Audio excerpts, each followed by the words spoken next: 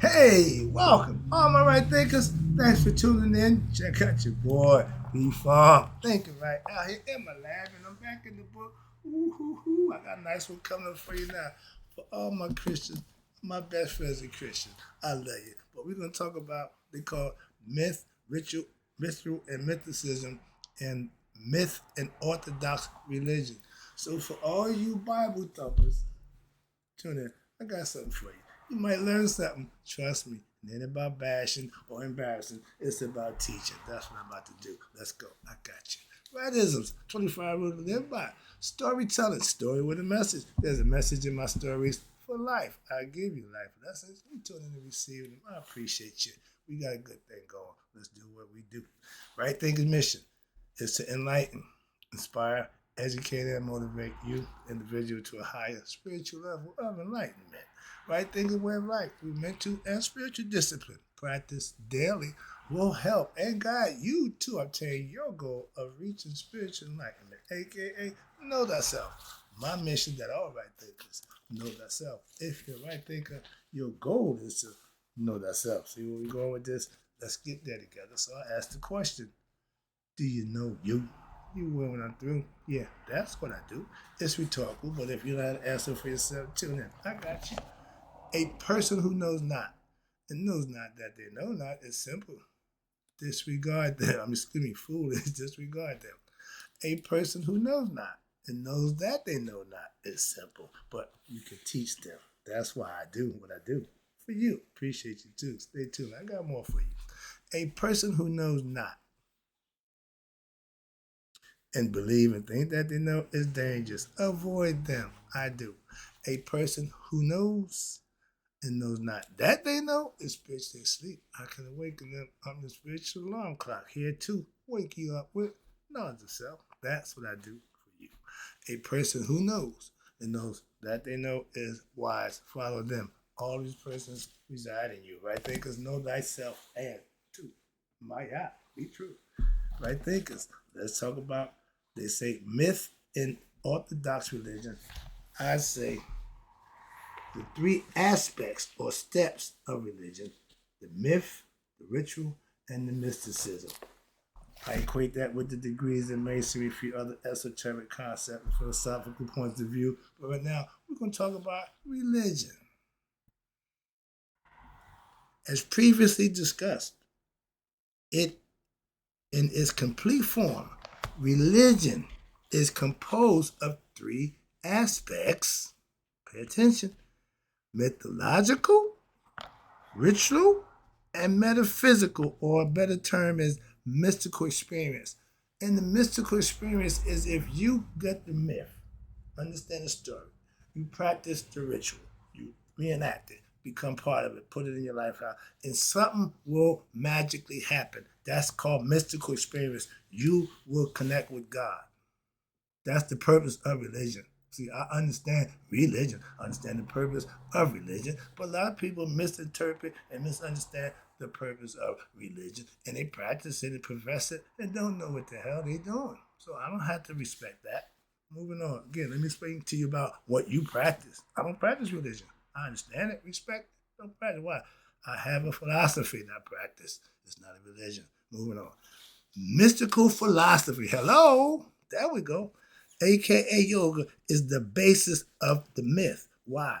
Because it expresses in ritual and your own experience in the metaphysics, spiritual discipline, meaning living it, yoga practice, right thing philosophy of the given religion. While many religions contain rituals, traditions, metaphors, and myths, they all have that.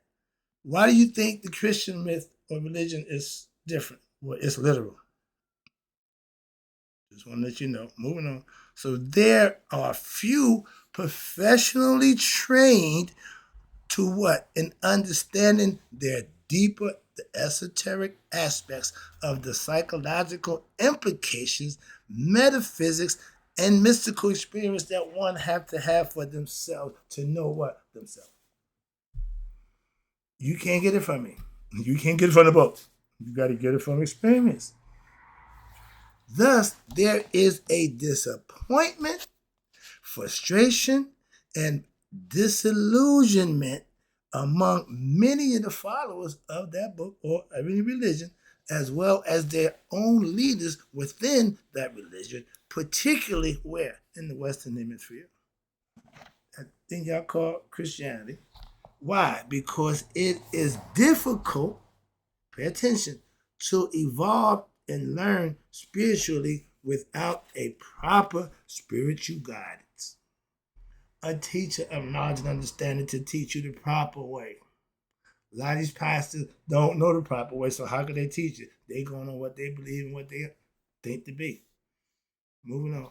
But through introspection and spiritual research, it is possible for you to discover mythological vestas within any religion which can what? Rekindle the light of spirituality. I mean, you're going to put it to use. You're going to use it. You're going to live it. That's the truth about the whole concept of spirituality. Going to church don't make you spiritual. Living righteous and doing the right thing, following the guidelines makes you spiritual. And at the same time, you increase the possibility of what? Gaining a fuller experience of life. To be able to enjoy your life. If you living in fear, disappointment, and disillusionment, you ain't having fun. Life ain't fun. But again, where we at? The exoteric, I got it underlined here. Exo, remember, ex meaning outer. So the exoteric, outer realistic forms of religion, with which most people are familiar. Everybody knows the exoteric religious concept, the myth, the story, the ritual. Everybody knows that. That's a gimme. And everybody familiar with it, but that's just what? The tip of the iceberg, so to speak. Why? Most people stop right there at that level. Dogmatic, theistic. They only gonna do is give you jibber jabber about what they think and how they feel. Watch this. But it is only the beginning. So pay attention, you Bible thumpers. An invitation or a prompting to what? For you to seek esoteric knowledge. The hidden meaning, the true essence of what? Y'all still think that the 12 apostles has got something to do with some damn men. It's the cranial nerves in the brain. They try to break it down to you philosophically, and y'all went right past you. And you can't tell them otherwise. Bible says, no, the Mizraim in Hebrew is Zodiac. Master Mizraim. That's the Zodiac.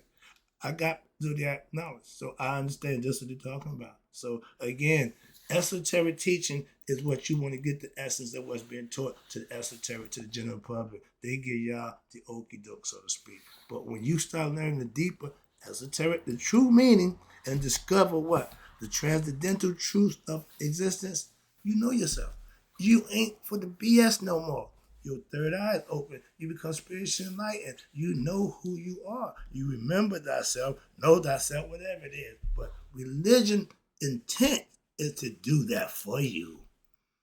But if it's corrupted, misunderstood, and mispresented, it can't do that. That's my point. And that's what they're telling you. At the second level, all you got is the ritual, the myth, and you practicing the ritual. Did you have the experience? Until you had the experience, you're just wasting your time. And a lot of y'all doing just that and swear you got something. I'm about to break down here. They got doctrine, okay, for religion. I'm about to get to that.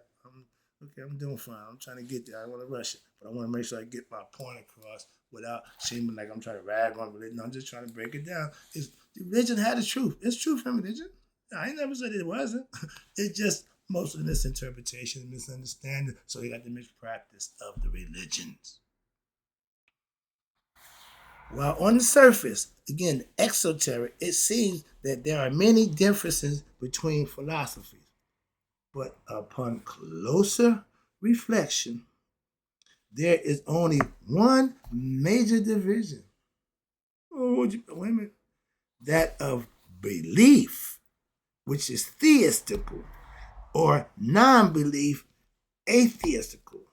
Among the believers, there are differences of what? Just opinion as to who to believe and what to believe. We're in the information age right now. All my information was called hidden knowledge, okay? Forbidden knowledge.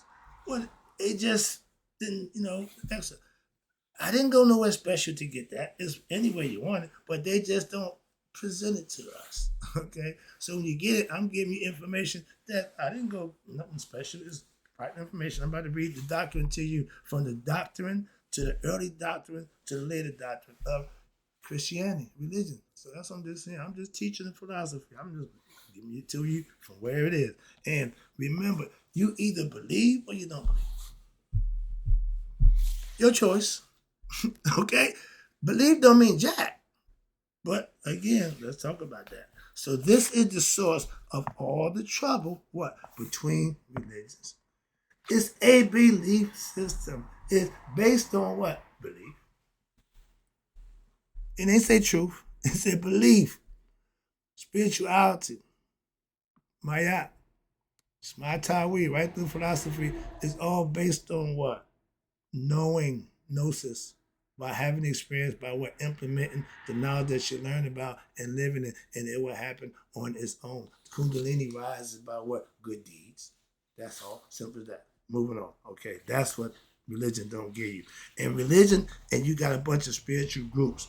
One reason for this is why? Because ordinary religion is deistic.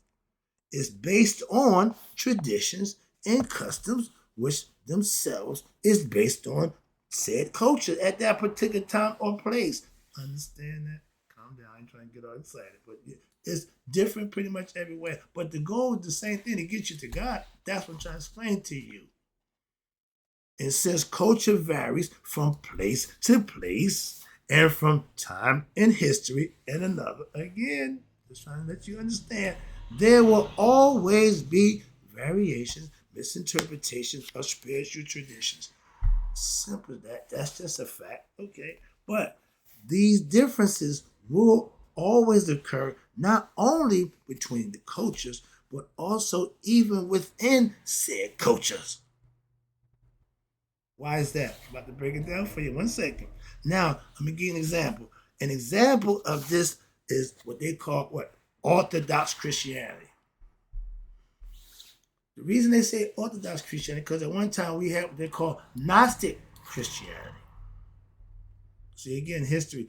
I'm a historian. I'm going to take you to the origins, not just to give you a little bit of stuff of what somebody said. I just watched my man, Professor Umar Johnson. I know he's a funny guy. But he had excellent points. I don't agree with all of them. He on point with a few things. Pan-Africanism, I ain't got time for it. He making a lot of personal issues. No, but just take the issue. When it comes down to the issue of that Bible, my man sitting on the throne, got all this gold chain. He on gold. He doctored somebody. He religious. He's my man said, I'm supposed to give up 250,000 years of traditional black spirituality about God for some white man's information for 2005. Are you out of your damn mind? I'm 100% in compliance with Dr. Umar on that. I don't agree with all this professor philosophy, but that one I'm 100% with. All right? No, my man, you can take the Christianity and go over there and sit down. Take the Islamic, go over there, sit Judah. All y'all can go sit down in your respective areas. That's all. Ain't no problem. But what makes you think everybody wants to do what it is you're doing? No, they don't. That's called free will. Again, moving on. I don't offer nobody to right thinking. I just give you information, tell you what I do and how I do it. It's your decision. I forget to even ask you for subscription, subscribe, and like all that. Man, moving on. I just do what I do. Hopefully get you to need to do what you need to do for yourself. That's it. All other stuff to me is fodder. I don't do fodder or fluff. I ain't got time for fluff. Let me wrap this up for you. Oh, no, I'm good. I'm about to hit the good stuff. All right. But Christianity, with its myriad, and you know what myriad means? It means a whole lot. Okay. With its myriad of denominations, over 600 last count. And that's just Christianity. Okay. Orthodox Christianity. And fundamental changes over the period of existence. since it came into existence 2,500 years ago. Before that, it was already done in Ethiopia. Trust me, way past that. But let's talk about the doctrine from your Christian concepts. You got the doctrine, then you got the early church doctrine, then you got the later church doctrine. The first doctrine asked the question, who is Jesus Christ? The early church doctrine said, Savior. Okay. Later church doctrine said, he's the Son of God.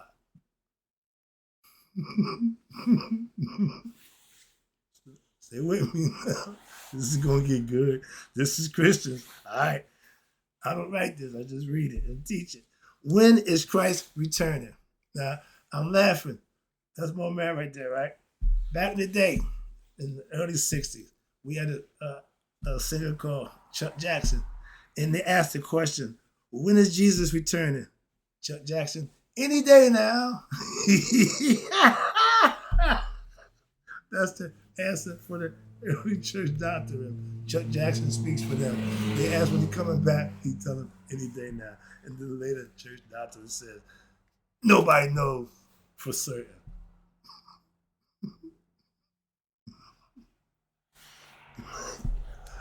Trust me, I hope you understand why I'm laughing, because this is too funny. Now the next question is, what is the Christian church? What is the Christian church? That's the question. And the early church doctrine says it's a group of those who preparing for Christ's return. Later church doctrine says those receiving the message of Christianity. Okay, moving on. Next one. Who can be part of the church? Now, this is the early Christians, the early church doctrine. They asked the question, who can be part of the church? They said, only Jews. Why would a Jew go to a Christian church? And that's the early church doctrine. The later church doctrine said, oh, Jews as well as the Jews, Gentiles as well as the Jews. So I mean, anybody, everybody. Who the hell were the Gentiles and who were the Jews? I'm just questioning that because I'm like, I hear them throw that stuff around. Like, can we put some race to it? Is they black, they white, they Spanish? What are they? Jews and Gentiles. Okay, moving on. Let me wrap this up. What is the proper way of Christians to worship? Good question. The early doctrine answered that question in synagogues, in Jewish temples, services.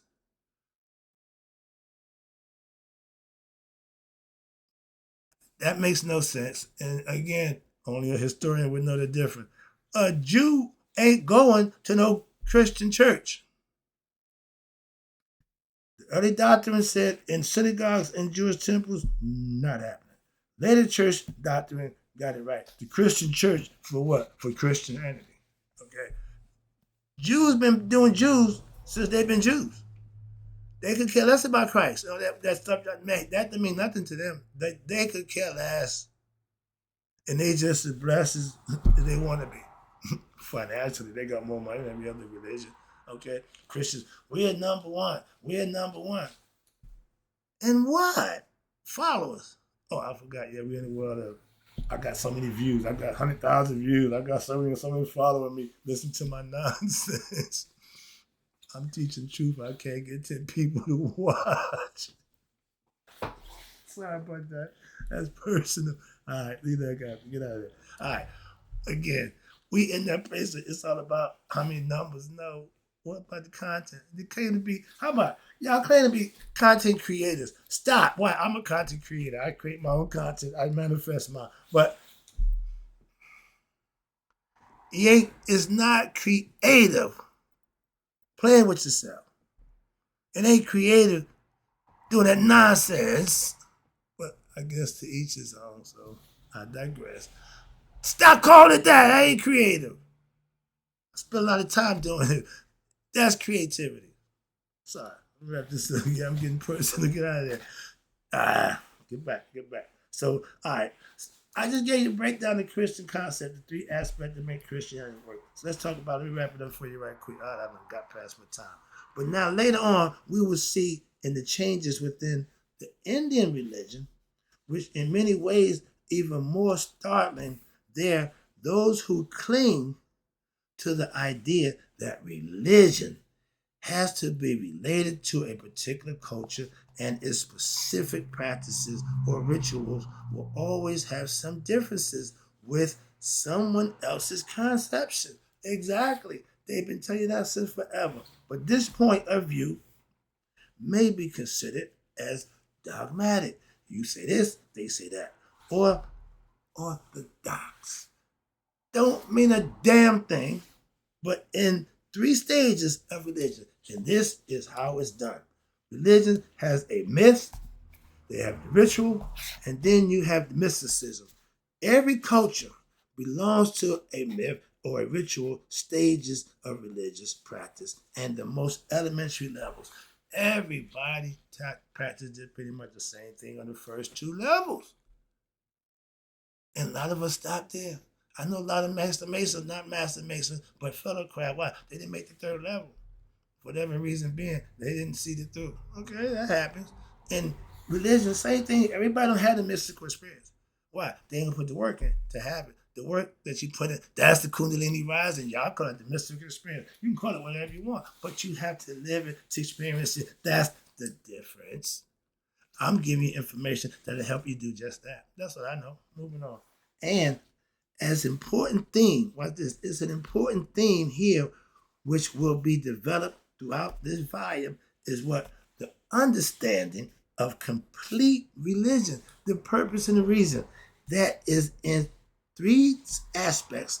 First, mythological, second, ritual, and the third, metaphysical, or what y'all call mystical experience. What is a mystical experience? Philosophically, I call it spiritual awakening. That's when you become one with God. When you do enough meditation time, enough good deed time, where things in your life just start to seem to go right. Things all of a sudden you walking in God's grace and you walking in all that good stuff that everybody, yeah, but you actually put the work in for to make that happen. That's synchronicity, okay? But you are the orchestrator of that. And those who found that out and figured that out, they walk, talk a little different. Okay, we all see it, understand it. My mother-in-law, she's still freaking out because she said, everywhere I go, people say, I said, Ma, we've been talking about this for years. The light that's in you that you don't see, but is there other people recognize it and they will let it know they see it. That's all they're going to let you know. They see you, okay? Ingratiate it, understand it. She said, but it's sometimes not all the time. Trust me, it's yours. Enjoy it. But this is an important principle. There we go. Important principle. Why? Because many religions will present different aspects of philosophy at different levels, and an uninformed onlooker may label it as primitive or idolatrous, etc., without really understanding what's going on with it. For example, Hinduism and ancient Egyptian religion present polytheism and duality at the first two levels of religious practice. They tell you about the God. They tell you about the God. They break it down. I give it to you all the time. Tell you that, yeah. But however, at the final level, the third degree of mastery of oneself, the mysticism or the metaphysical or the mystical experience, y'all call it, the practitioner, you're made to completely understand that all the God and goddesses being worshipped do not exist in fact. What you mean? All that? Wait a minute, calm down. They don't exist in fact, but are in reality only aspects of the one singular transcendental supreme self. God, the one. He's having fun playing with himself through different individual lives and just, letting us have our way, so to speak. He just along for the ride. He just enjoyed it. And he done got so good at it, he done forgot who the hell he is when he come into the physical form. But the idea is to get back home with the spirit, purified by living right and doing right. And the philosophy and myths teach you how to do just that. But this means that Religion's supposed to do that. But this means that the mystical level, the third level of religious practice is not met by a lot of people. Why? Because the concept of religion and its intended symbols must also be left behind. Why? That is to say, transcendent, come above it, rise above it. And that's the mystical discipline that constitutes technology, or it means by which the myth and the ritual of religions and the spiritual philosophy can now be practiced, developed, and mastered at this highest level.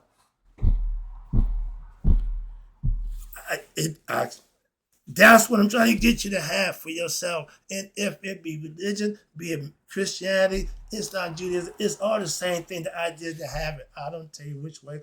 If you got a way and I got a way, they can be totally different ways. But if it gets you where you wanted to go, you speak on, that's fine. My pastor found it. I found it. When I got there, guess what? He was already there. I keep telling people, no, my pastor got there before I got there. Why? He the one I got there. I said, oh, my dude, somebody. And I've been comfortable ever since there. Okay? Wrapping it up. Appreciate you tuning in. Now, here we go. In contrast, Orthodox religions all present images as if they are, in fact, what? Just mundane realities as well as transcendental realities. By definition, idolatry is the presentation of an image of the divine as if it is a reality. Pay attention. Therefore, Orthodox traditions are the true idolaters and the mystical religions, since what? They do not ascribe absolute or abiding qualities to their images. They are not adulterous, so they claim, but they still show you forms of what? Who? God. That's religion. That's the concept, and I keep trying to explain to you, if it's done correctly, it works every time. That's what I know for a fact. Why I know a brother who did it. That's why I can only speak from what I know.